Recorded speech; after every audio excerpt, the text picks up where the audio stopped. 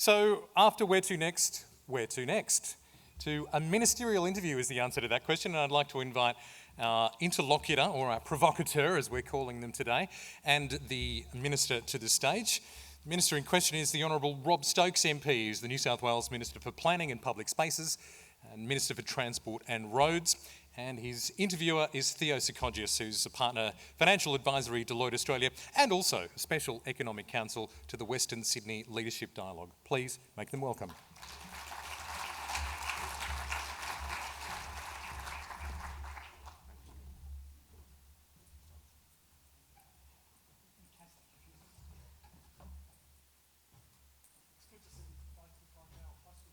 They've put up for us, which is fantastic.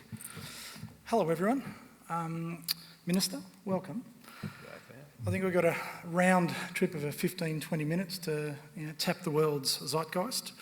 And part of where I want to go to today is a couple of themes around governance, acceleration, doubling down on where we've been going, place and community, and legacy, ultimately in the back end there. But where I was going to start is we've seen over the last 3-4 years quite a significant vision come out from government with regards to Bradfield, the Parklands city, what was the 3 cities, now the 6 cities, and the way that it all gets connected. Yet there's often a lot of commentary that comes back from people that there's a lot of talk, we're seeing government move in a lot of areas, but planning processes, the number of plans that duplicate and overlap, the number of references that plans need to go off to be able to get approval, and so it ends up being quite an elongated process for starting to see action on the ground. I have no doubt, knowing your inspiration and commitment to planning reform more broadly, but if we take a step back and look at Western Sydney and how do we start to get acceleration on public and private lands, what are the first 2 or 3 things that you think we need to start to be doing to genuinely being able to get councils and developers and community moving forward to match the momentum of government? So a couple of things, Theo. I think local government is a crucial partner, and the government did try valiantly to look at local government reform, and we all know what happened there. It is unfinished business. We still need to work with councils, and we need councils to be directed toward the things that really matter for their communities, and that means not just looking at their rate base, but also more broadly, and also the needs of future generations. It's always interested me that in the Local Government Act, councils have a charter of things that they need to do for their communities. One of those things, in my view, needs to be to focus on housing supply and housing delivery as well, which is not part of the charter at the moment. I often find that councillors run on tickets of stopping development rather than facilitating the right sort of development. You're never going to stop it. We're one of the fastest growing cities in the OECD, and that brings it with it enormous opportunity. The challenge for councils is to shape the development they want to see. So the governance piece where you started with, I think, is number 1, 2 and 3 in terms of getting over those challenges. Governments can provide the big ticket infrastructure, and we're getting on with that. It's often some of those little bits of infrastructure that are really key as well. Something today, well, this is not a little bit, it's actually a very big bit, but it's not one of the more, I suppose, headline bits of infrastructure. I've just signed off a critical state significant infrastructure declaration for a massive water recycling plant at Kemps Creek to serve the Western Parkland city, and that'll provide a whole range of opportunities for the Western Parkland city, and particularly a great supply of water into what will be the amazing chain of ponds through South Creek, which will be the central park that'll put the parkland into the Western Parkland city. And have we got all the moving parts locked down now, all the various plans around the Parkland city, the development processes, housing densities, etc.? Is there any uncertainty there, or any sort of duplication that occurs, or you think we're pretty close to people knowing exactly what they can do, where they can do it, and getting on with it? A couple of things to say there. First is, yes, we're very close. I mean, planning is never... it's like painting the Harbour Bridge. You never actually finish it because things always change. And the more activity there is, the more the plans will need to change over time. So we need to... the challenge is to do it constantly and not wait for infrastructure and demand and things to move ahead of the plan, because that's when you end up needing spot rezonings and those sorts of things. We've got a clear hierarchy of plans. We're finalising the Aerotropolis State Environmental Planning Policy and the precinct plans early next year. That's been we've gone as fast as we humanly can, at the same time as we really need to take the community there with us. There's some dramatic changes to a lot of a lot of migrant families who came out post-war, have held onto land for a long period of time, and we've needed to listen carefully to their concerns. There's quite a few really challenging human stories there, and I wanted to shout out to Professor Roberta Ryan, who's done an amazing job getting alongside a lot of those families and talking through the costs and benefits. I mean, overall, there's huge windfall gains to the community around that neck of the woods, but there always are the ones that get left behind, and that's been a real focus of government, to move forward but not leave the community behind. So one of the concerns that I often hear from people, it goes hand in hand with admiration around Bradfield, the work Sarah and the team are doing there in driving the Aero Core, the early works, etc. But then there's also concerns that people go, there's other precincts from the town centres, from Penrith down to Campbelltown and Liverpool, and other industrial sites that they feel could get lost in the black hole. That is the nice new shiny toy that brings everyone in. How do we ensure that these town centres that have sustained many of these Western Sydney communities for decades aren't lost in the throng and the rush of getting to the nice new shiny toy that's sitting there near the airport? Well, Theo, I think to address a challenge that you've raised and a bit of a potential governance challenge that we face that we've got to be aware of is we've got these visionary organisations like the Western Sydney Parkland Authority, like the Greater Sydney Commission, that are engaged very much on the vision piece and on the shiny new things. But the engine room is the Department of Planning, Industry and Environment that actually does, it's almost, to use a metaphor of a ship, you've got the officers on the bridge, and then down in the engine room, you've got the ones who are actually driving the ship forward, and that's really where the Department of Planning, Industry and Environment comes in, and the great work that Kirsten Fishburne's doing. She's someone who understands the needs of Western Sydney better than most, and is not prepared to get in there and resolve some of those tricky issues, and that's really where the department comes on. The big shiny things, that's really important for vision and moving forward, but where the grunt work gets done will continue to be the Department of Planning. So do you think the broader community have enough understanding of that delineation between vision, strategy and trying to get ahead of the curve and then the engine room? Or do you think there's some of that narrative gets lost sometimes? I think, everyone in the room would appreciate we're a government that is impatient. We want to get things done and we're in a hurry. We didn't get in government to sit in government. We didn't get into transact business. We got into transform New South Wales. And so we will continue to move forward, and things will continue to be dynamic and changing and exciting. And I guess the downside to that is you can risk leaving people behind, and that's part of our job, is to make sure that we continue to explain ourselves without losing that momentum. The momentum's the important thing, because that's what's been the growth engine of New South Wales. So we heard earlier from Adam in one of the openings at the beginning, and the dialogue have talked about this through COVID, about the need for us to make sure we don't forget disenfranchised communities who have been doing it tough during very challenging times across the city, but in particular in large parts of Western Sydney and Southwest Sydney. How do we bring love of community back? How do we bring that engagement? How do we draw people back out into the streets to both embrace not just the public spaces, which you and others have championed and will continue to grow, but those human stories and that humanistic element of what community is actually all about? Well, Theo, thank you for your question, because that's the nub of what a city is all about. A city is actually not about the buildings, it's not about the freeways, it's not even about the parks, it's about the people. It's about all of us. Cities are relational places, and it's always very easy to quantify economic progress, it's easy to quantify environmental outcomes.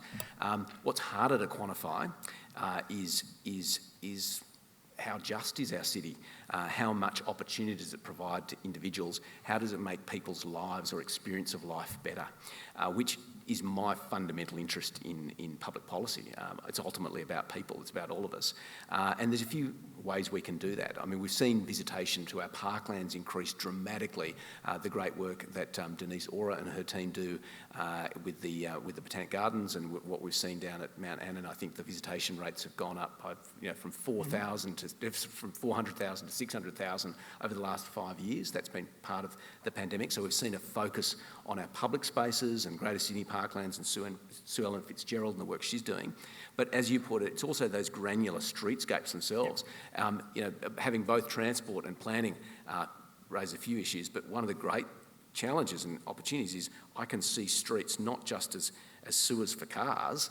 Actually, streets are public spaces. They're owned by everyone in the community. It's public land.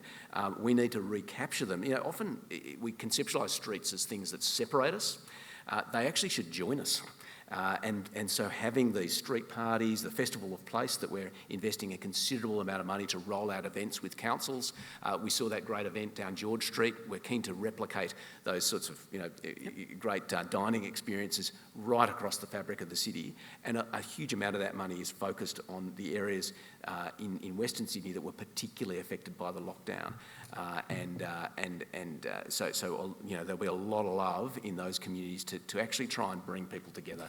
And is that intended to be like a one festival, one day, many places, or many places celebrated over quite some period of time? What's the thinking around that festival? There's a whole series of different events, and we're providing funding directly to councils because there are some things that central government need to do top down, but there's a whole lot of things that need to come organically from the community. So different events and different, Siri's excited, different events and different experiences will be different in different communities. And that also expresses the nature, the fabric of our community. You'll have different ethnicities will want to do different celebrations in different parts of the city. So there'd be this amazing potpourri of experience for people to travel around and have little snippets of suburban life in different parts of Sydney. So you mentioned the holy grail of holding the transport and the planning hats at the one time, which many often talk about, because I've been in more than one meeting where planning have said it's transport fault and transport point their finger at planning, and both of them will ultimately say, the minister has a different point of view.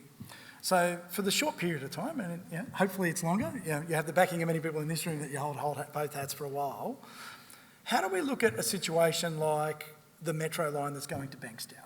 And the idea of being able to sit there and go, how do we optimise its outcome? There's been a lot of public debate around density along that corridor. Often it was driven for the justification of why you would pay for that, as opposed to the city's shaping role it could play. And then we've got this city in Bradfield and this other city that's already there in Liverpool. And how do we start to bite the bullet and double down now to go, let's underground it, let's get the right density to justify and bring the right community in, and let's get this thing going out to the airport now, not just as an afterthought later and a legacy. Like, how, with your two hats, could that be possible? Well, and you've actually characterised it really well. I own all the problems now, which is wonderful because it means that I can actually, get people in the room and say, okay, let's sort it out now. But I think. The holy grail is transit-oriented development in those corridors, and we're moving toward that. A good example is some of the work that Sydney Metro is doing in terms of not moving away from simply overstation development. You put the station down the bottom and a commercial building on top, straightforward but pretty uninspired, and not just USPs by negotiating with a neighbouring owner who might have some uniqueness on the basis they own a particular site, and now moving to much more a project partnership model where you talk to all of the surrounding owners. This is certainly the way we're going with Hunter Street in the harbour city. But rolling out a much more complex procurement model. And I say complex because ultimately it's about talking to all of the landowners and having a relational model that gets the best transaction as a result of talking to everybody. And ultimately these are some instances where I hesitate to say this, but where the slow way is actually the fast way. Yep. Because I think often we've seen in Sydney where we look back at a development outcome and said, if we just spent a couple of more months, we could have ended up with such a richer result. And that'll now be the experience rolling out along those metro stops. Do you feel that the debate or the discussion with community, the local leaders, has been elevated with the right intent, or has petty politics or self-interest historically potentially derailed honourable and well-intentioned conversations? Completely. Every time. Can we overcome that? Yeah. Or is that a pipe dream? Am I being an idealist there? No, we can overcome it. And I'll give you a couple of good examples. I mean, I put out a couple of bits of pretty significant reform recently, one being the Greater Sydney Parklands legislation, which was basically, let's look at all these little parks we have across Sydney, recognise that one of the great attractors of global talent to Sydney is its incredible parkland environment. So let's put them all together, organise them properly, govern them properly, and have a vision for expanding a city in a park. And everyone came to work and said, "Oh, there's this problem or that problem," and I said, "Well, let's solve them. Let's create this vision and co-create it, and get aside from sniping on the sidelines and just deal with it." The other one would be infrastructure contributions reform. Yep. One of the biggest single challenges is not one challenge; it's a multiplicity of challenges about providing trunk drainage, about stormwater infrastructure, about curbs and gutters, and all these sorts of little things that actually accumulate into a massive productivity limitation to good growth across the city. We all know that we need to solve it. We've got the great work of Peter Actestrat and the Productivity Commission to tell us this is how we solve it. We've put together a clear plan, we've consulted on it, and only then do all the critics come out and say, "Oh, there's this problem or there's that problem." Great. Let's take those problems on and solve it and move on. And I think the best way to collar it is to call it out, to put forward the best possible plans, to consult on them, be prepared to be flexible to move it, but not to accept. The easiest thing in politics that I've learned is to say what you don't support. What's so much more difficult is to put out a vision of what you would like to achieve and get people to buy into it. And it's so easy in politics to reduce to the lowest common denominator to say what it is you're going to stop. But ultimately, that's not what the community need to know. The community know what you're going to do. So it's without doubt that the New South Wales government has been a national leader when it comes to dealing with environment policy, carbon transition and the like, and Matt Keane, your colleague, has done tremendous work in that regard, and as has your broader department in that regard. And through the City Deal, we've got quite a strong aspiration around sustainability and building something that's truly a 22nd century city, not something that's just a replication of what we've got elsewhere. So do you see through I'm going to put transport and planning hats at you, from a transport perspective, that we should be committing to whatever solutions we put in there day one, whether they be rail or otherwise, to be green and clean immediately and really pushing the boundaries? Likewise, whether that's buses or trains, etc. And then from a planning perspective, should we also be pushing the dial around the standards of where we want a future sustainable city, whether it be around reticulated water, recycled water and other things? And is that something that the broader Sydney Basin and population should be also contributing and paying for, not just the users of that Western Sydney suburb, to lead us as a truly global benchmark city? Yes. And we've got to start with principles, and so I recently published the planning principles for New South Wales that indicate they're the directions we want to go. And the easy bit is the rhetoric. The harder bit is then operationalising it. And so you'll see, before Christmas, some new rules coming around about the built environment, for example, of how we're going to get to net zero emissions within a timely way. 2050 is obviously where the globe needs to get to. We want to get there sooner if we can. The challenge, of course, stationary energy has always been the big one in this country because that's the biggest source of emissions. But it's also, in one sense, one of the easier ones to fix, because how we generate electricity, now that our old kit is actually reaching the end of its life, we build the new stuff that's going to be renewable. But when you get to, and transport itself can be reasonably straightforward. Now we're going to buy electric buses, not diesel buses, so we can change the way that things happen. Planning it gets harder because it's got a longer legacy. What we build and the way in which we build will hang around for 50, 100 perhaps many years in the future. Do we apply that long-term lens long enough in our decision-making? So in the past we haven't, but my commitment is in the future we will, but it gets harder. The further down the chain toward net zero you get, the more difficult those decisions get. So for example, when you get to the agriculture sector, for example, that gets hard. The built environment is harder and there are costs involved, and we as a community need to understand, are they costs we're prepared to pay?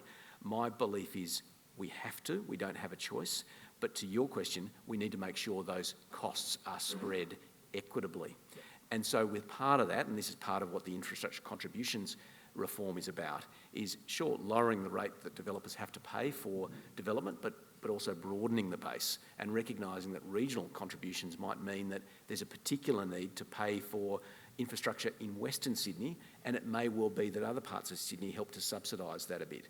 But you know what? I think that's the right thing to do, because these costs can't be borne simply by families buying in Western Sydney, because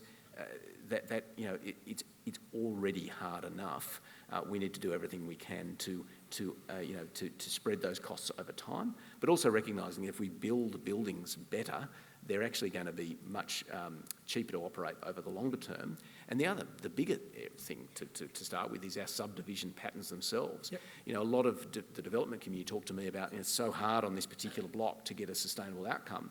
And you think, well, hang on, it's because the block is shaped badly, and so the subdivision pattern itself was not done sympathetically and consciously. So we're changing the rules around that so we get it right from the beginning, which makes the cost of designing later much cheaper. So do you believe that we can implement beyond those principles the actions and what I suspect will need to be the government investment in early days to be able to get momentum going for us to be truly global leading in that sustainable, compact and scaled city?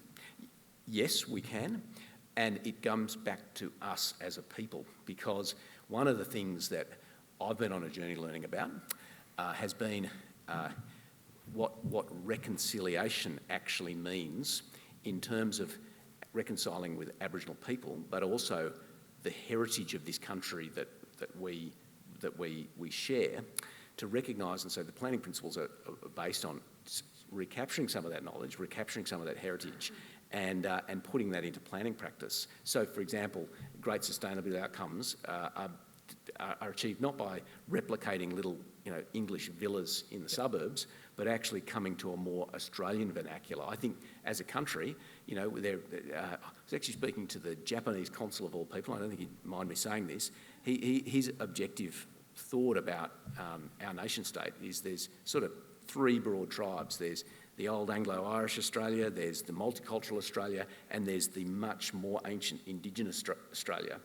And getting these tribes together and genuinely reconciling all of us and recognising we're all Australians, we've all got the same journey, we all want a progress to a fairer and a juster place where we can all prosper. Bringing those things together is the recipe towards success. Minister, thank you. Thanks, Theo. Everyone, lunchtime. Thanks, mate. Thanks, mate. A couple of blokes who live on the northern beaches, they know a thing or two about Western Sydney, these two. Just a second, Minister, before we go. I'm going to ask Ali Webster in a moment to come in from Western Sydney Airport. Got used to saying that better. The head of commercial at Western Sydney Airport to come up for a vote of thanks. You might know when she's normally wearing I want you all to look out through the day for people wearing red lanyards. They're a special breed. Ali's actually part of our cohort for our emerging leadership and emerging and existing leadership program, a collaborative leadership program. But Minister, I think about a third of all the government people work for you currently at some stage between planning and transport agencies, so it really is important. But no matter what, the city's waiting for the Premier to decide, rarely the Premier to say, I'm going to do a reshuffle and give all the ministers weeks and months to everybody else to lobby for outcomes. And I think he said the other day, if he had his druthers, he wouldn't have mentioned it in advance. But whether you continue, and personally I'd have you to every portfolio, but if you don't continue in both transport and planning, we hope it's at least one of them, because your contribution to this region in both transport and planning is very significant, sir. So thank you for your time today, and please make Ali Webster welcome.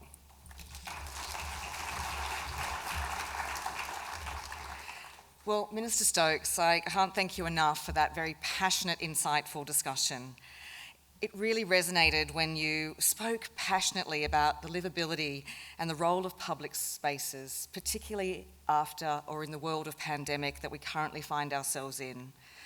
I don't know about you, but I think the past 2 years have really demonstrated more than ever the importance of placemaking and amenity and creating public spaces that promote well-being. I'd also like to take, during this vote of thanks, the opportunity to recognise the important contribution Minister Stokes has delivered in the planning space and the fresh perspective he has brought from the establishment of the Greater Sydney Commission and driving a more coordinated approach to planning, which we heard his passion for again this afternoon, to his commitment to placemaking and green spaces, creating really well-designed, sustainable places that work better for our local communities. These are actually the objectives that we're working towards as we deliver Western Sydney International Nancy Bird Walton Airport. Sydney's new airport is at the heart of the Western Parklands city. It's the linchpin of the ambitious and visionary transformation currently underway to develop Sydney's third city and aerotropolis. And at the heart of Sydney's new airport is the community, our future customers. When we open Western Sydney International, it will be the closest airport for around 3 million people. We have strong engagement with the local community surrounding us, and to Minister Stokes' words today, move forward and don't leave the community behind. And we pride ourselves on that community engagement as we take on the task, the exciting task of bringing Western Sydney International Airport to life. We know we have a unique greenfield opportunity to plan, design and build this airport and this city from the ground up with a clear focus on sustainability, livability, amenity and well-being. Every element of Western Sydney International is being designed with the key priority of delivering an unrivaled customer experience with a fast and seamless journey for everyone. And when it comes to building our passenger terminal, our objective is to create a welcoming, sustainable place, a destination in its own right, a place our customers will visit regardless of whether they're about to fly or not, with an outdoor plaza that can host events such as local food festivals, markets and community celebrations, a perfect space for the festivals that Minister Stokes was talking about here today. We're working closely with the Western Parklands City Authority and all levels of government to develop the aerotropolis, to be not only the third city, but the best city and the most connected city in Australia, connected internally and to the world. We know that access and egress from our airport is fundamental to success. The Australian and New South Wales governments are already rolling out $15 billion worth of connecting roads and rail to Western Sydney International, including, as you heard here today, the M12 motorway and the Sydney Metro Western Sydney Airport. We strongly welcome the New South Wales Government's recently released draft Western Parklands City Blueprint, which again Minister spoke to so clearly today. It's around the vision for expanded public transport connections to the aerotropolis to deliver a true 30-minute city. We welcome as many ground connections and look forward to the delivery of great transport connections for Western Sydney International. We're inspired by our mission to deliver a new era of jobs and opportunities to the Western Sydney region and to design an airport that will be not only Australia's most important gateway to the world, but an airport that our community here in Western Sydney will be so proud of. So once again, in conclusion, I'd like to thank Minister Stokes for his inspirational view sharing today. Your passion for the people of New South Wales is so clear and a call to action for all of us in this room to double down on the difference that we can make, and most particularly for the people here in the Western Sydney region. Thank you, Minister. Thank you.